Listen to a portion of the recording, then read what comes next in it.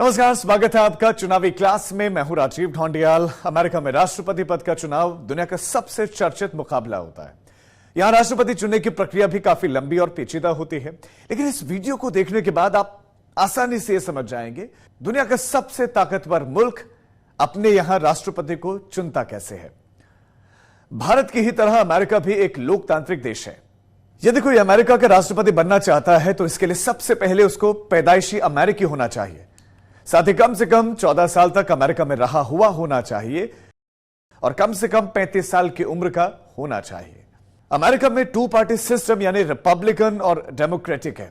दोनों पार्टियों को अपनी अपनी तरफ से किसी एक व्यक्ति को राष्ट्रपति पद का उम्मीदवार तय करना होता है, लेकिन उम्मीदवार तय करने की प्रक्रिया बेहद लंबी है। इसका चयन भी जनता या पार्टी के समर्थक करते हैं। पार्टी का उम्मीदवार तय करने के लिए 2 तरह से चुनाव किए जाते हैं। पहला तरीका प्राइमरी और दूसरा है कॉकसिस। प्राइमरी चुनाव अमेरिकी राष्ट्रपति चुनाव की पहली सीढ़ी है।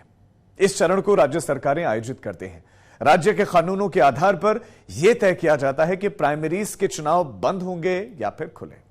बंद चुनाव में पार्टी के सदस्य ही मतदान कर सकते हैं, जबकि खुले चुनाव में वो लोग भी मतदान कर सकते हैं जो पार्टी से जुड़े ना हो।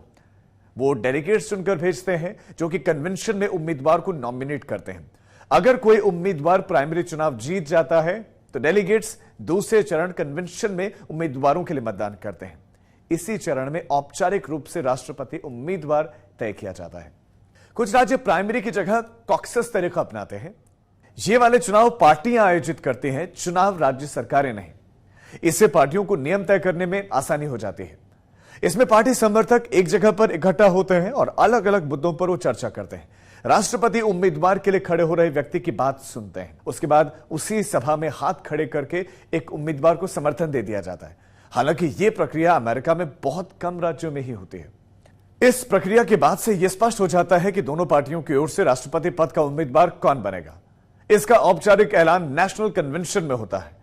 डेमोक्रेट्स का नेशनल कन्वेंशन जुलाई में, जबकि रिपब्लिकन्स का अगस्त में होता है।